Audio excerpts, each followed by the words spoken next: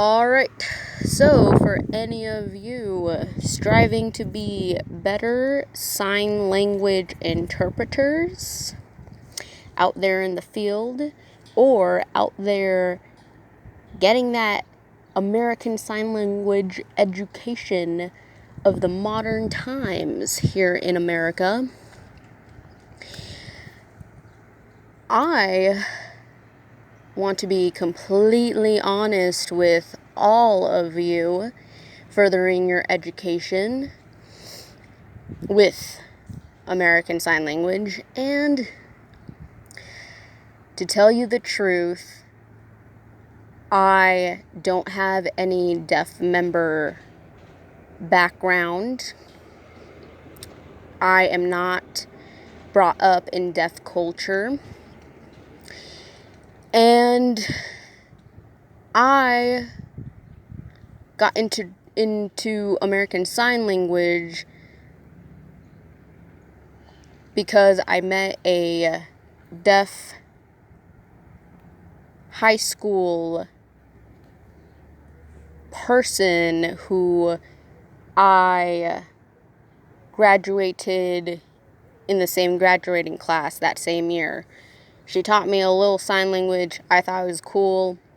Then I graduated, went to college for psychology, and I took an American Sign Language class. I really got attached. So I switched majors. That's what they call a nerd startup. And it is one of the classifications where it's very difficult to be included in the culture and be included in the work and all of that, unless you went to someplace like Gallaudet University or started a new life and lived around deaf people and had deaf roommates, etc. So I have had semi experience there with including myself in the deaf community. So I am not someone that can say, hey, I know this because I got brought up in the culture.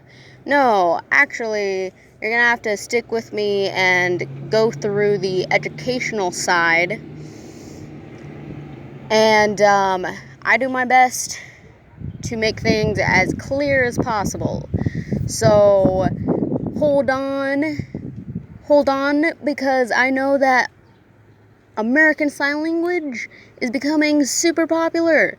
Third most popular language in America.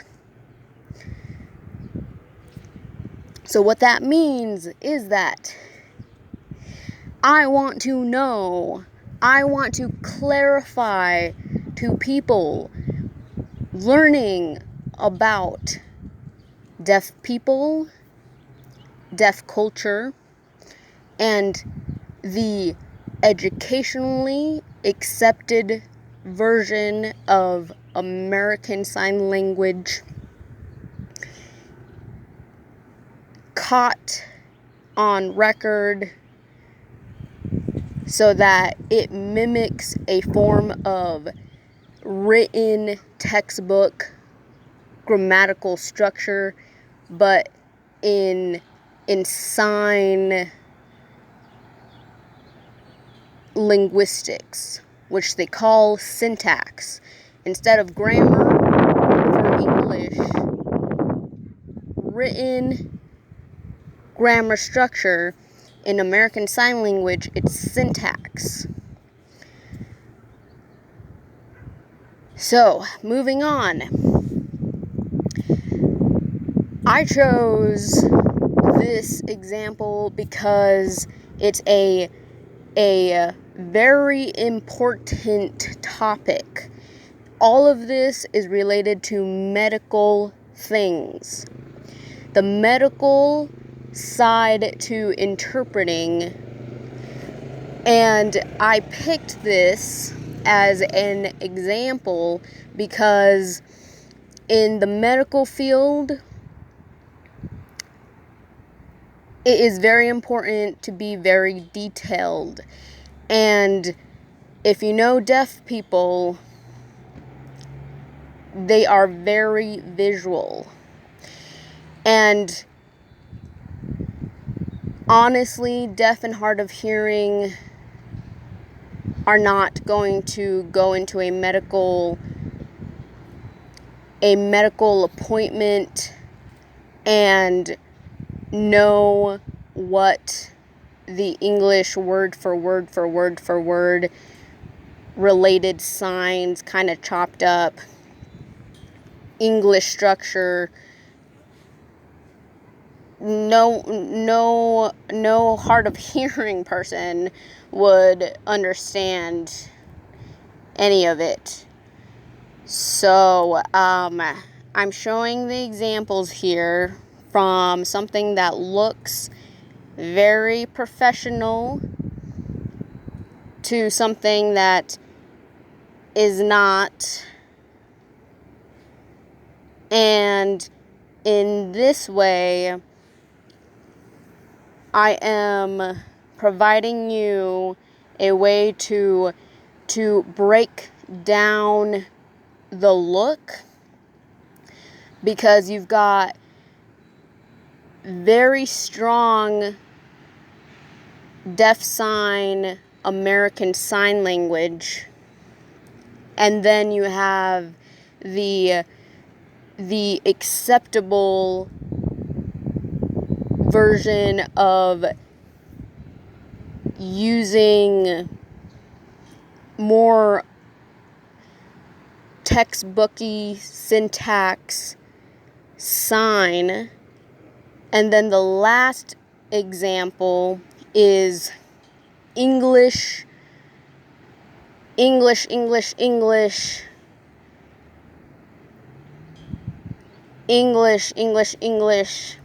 sign with a kind of like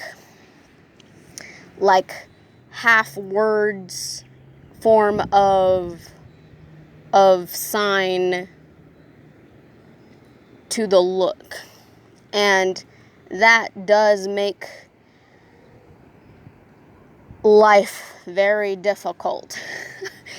So here is a few examples. So we're going to start with very strong American Sign Language.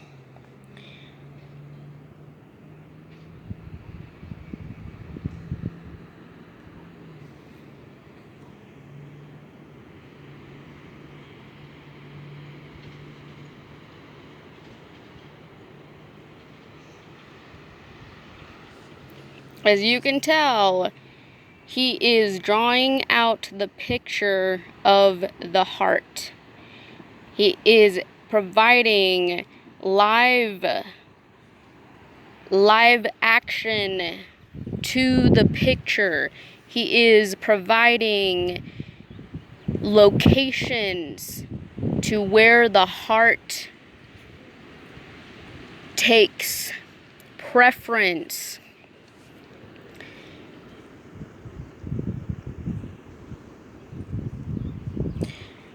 Now here is another example. Same thing. He's providing help from the example here with the arm, the ligaments. And some medical places actually have all these things in the room. So you as an interpreter, use all of your resources. Don't just think that you need to only use your hands. You can actually use the resources around you. So here he's pointing at this example and then providing a live location to him and where these parts are located on anybody, because all of these places are all around people universally.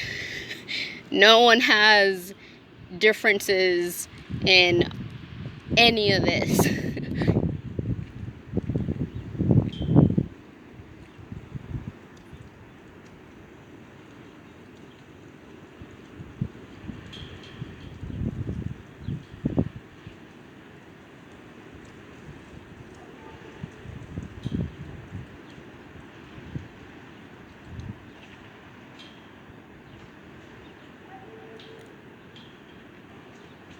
So what he has shown you, he is copying on himself.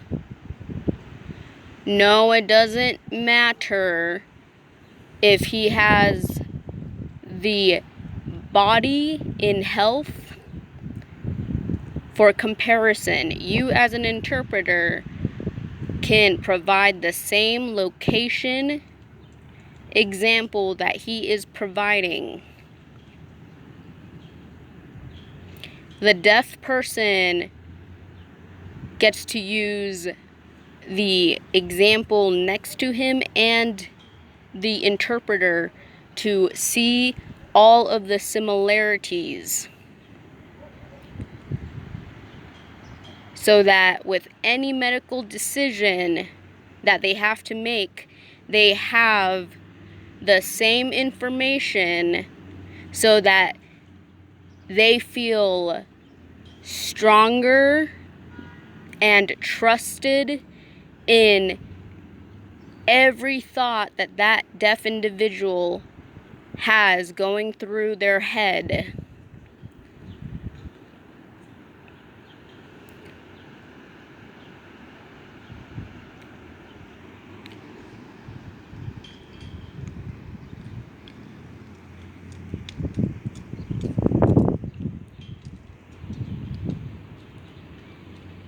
Here's the other example.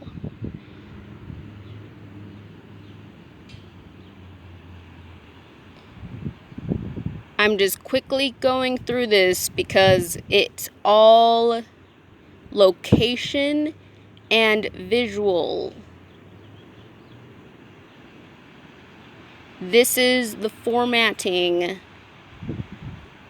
The visual object and forms of expressing it visually, depicting it.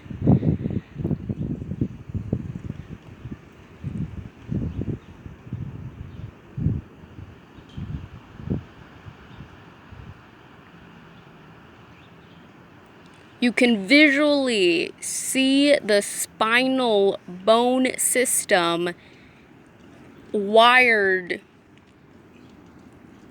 connected to the nervous system, and how it relates to your heart. The nervous system connected through the spinal bone, and where the whole locations are with the ligaments that run through the actual spine system, through the bones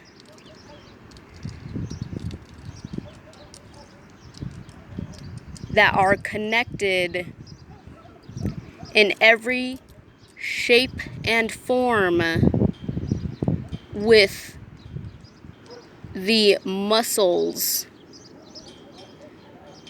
that surround it.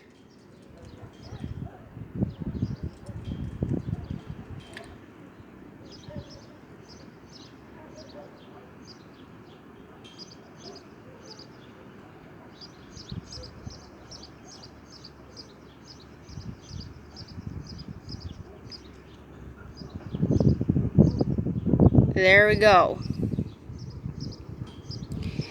So now we are going to quickly move over here to what I would call the second tier. So we got Nigel at the top. He provides very visual examples in sign language, in deaf sign language.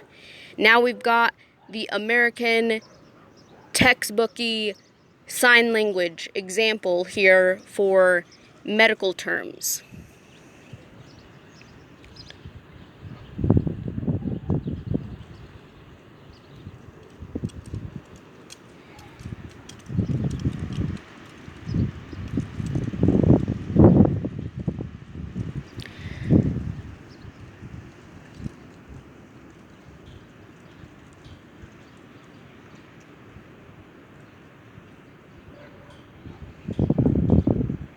So this is a type of American Sign Language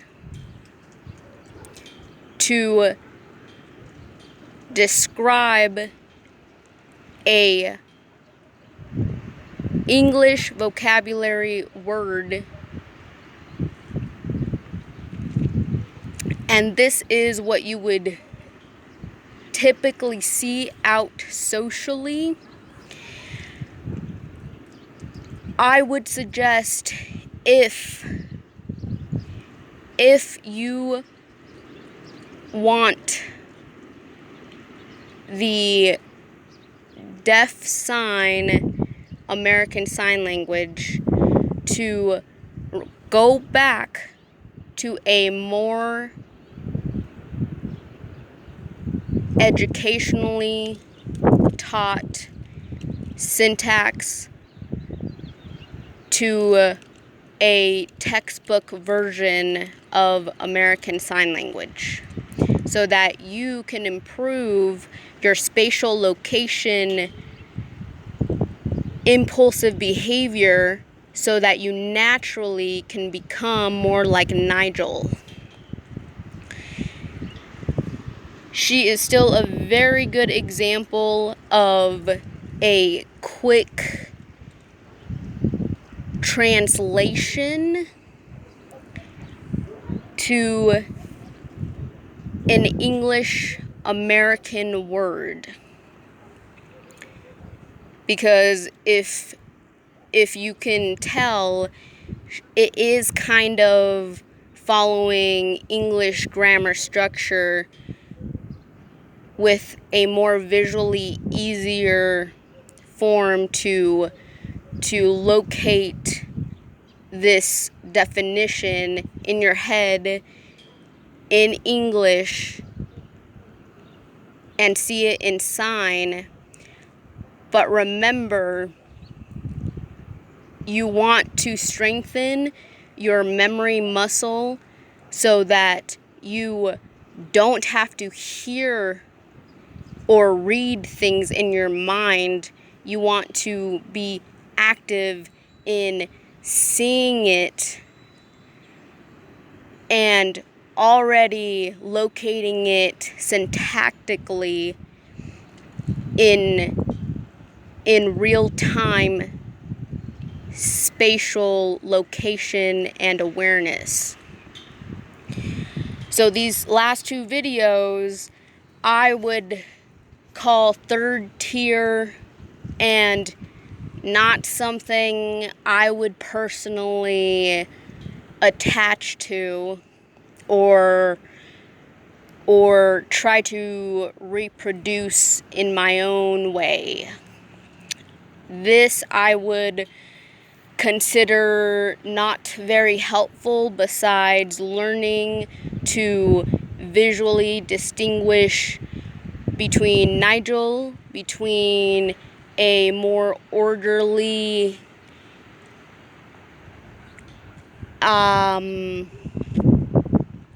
almost to the textbook version, and then there's third tier. She would fall under signing exact English, and that would maybe work if she slowed down half of how she signs. And for someone that is a recent deaf person, a recent deaf and hard of hearing person needing assistance to know where the English language is being matched to during the medical appointment. But it has to be produced very, very, very slowly. So this is the scenario, and here are the two examples.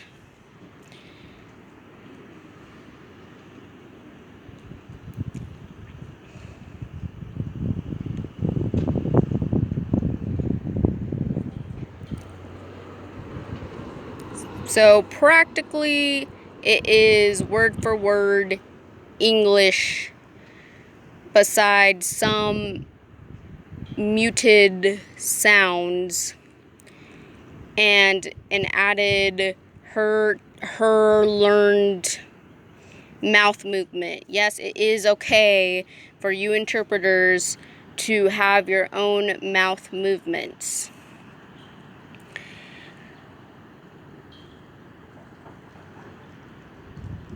If you copied her, you would be providing an example or carrying on one person's mouth movements and negating other deaf people's mouth movements.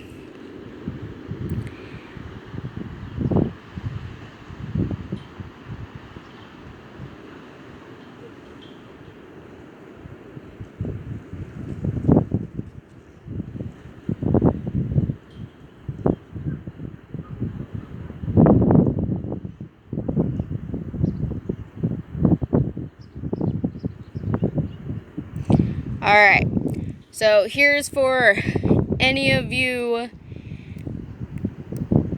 who have said, okay, I have seen this woman online and she is pretty English, and so we're gonna support her with signing for deaf people, advanced sign language users,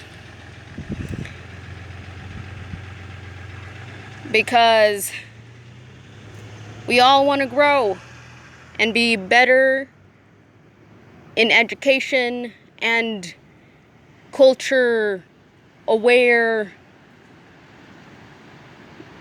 We can't just let ourselves stay behind, etc., just going on by the belief that there's going to be more clientele losing hearing over time, so that us at a different level can have work. Alright, so here's the examples.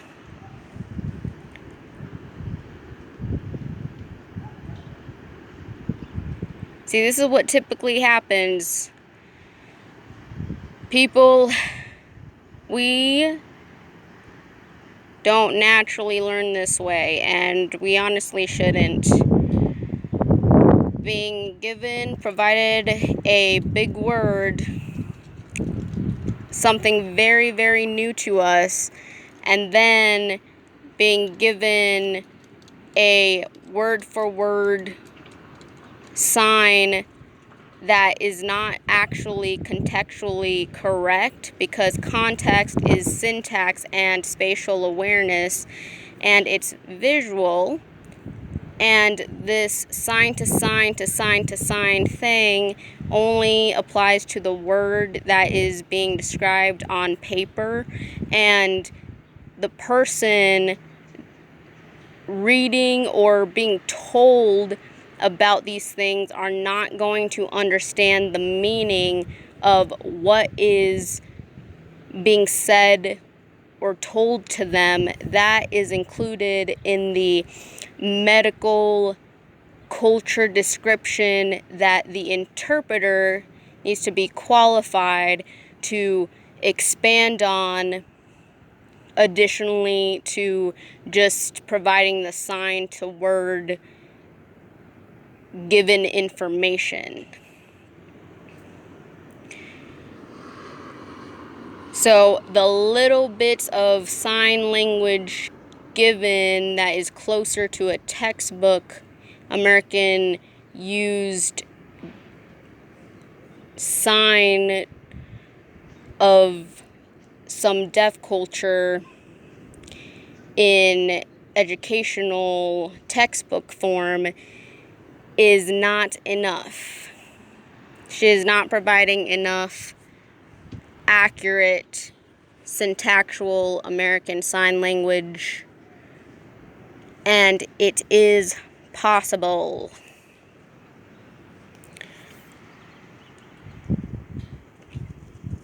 So that it doesn't feel like you're learning that big word that you're not going to remember. We're practicing on impulse behavior from interpreter to that same interpreter producing correct language use.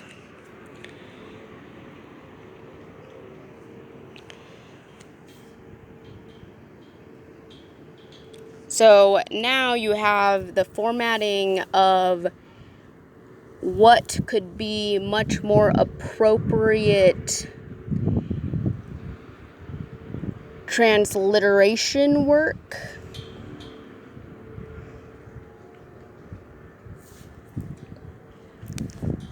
Much more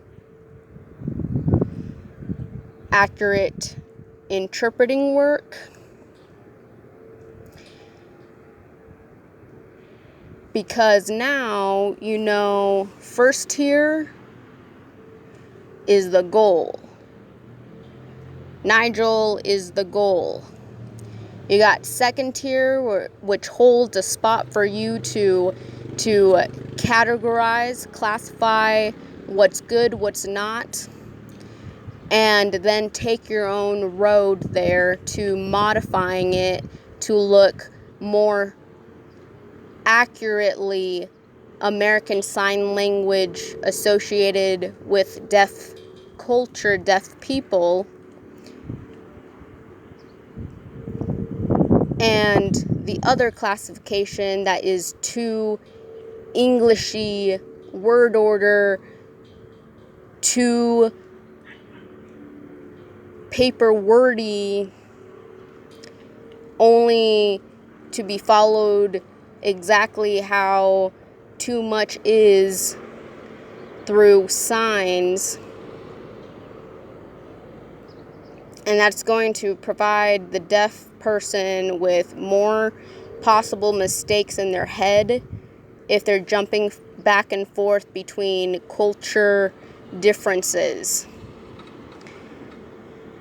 So, there we go.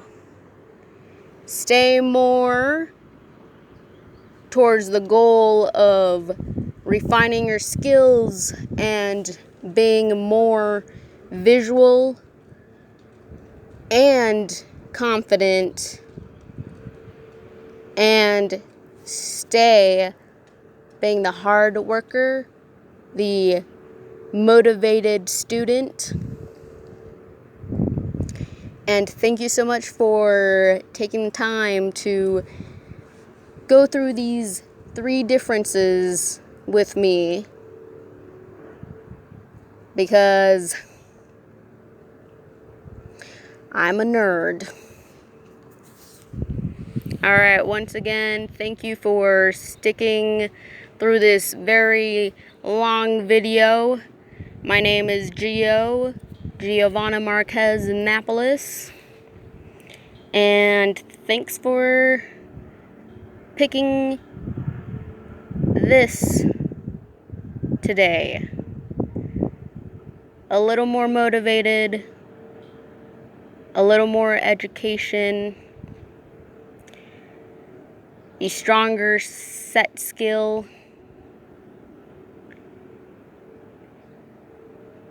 to continue strengthening those memory muscles.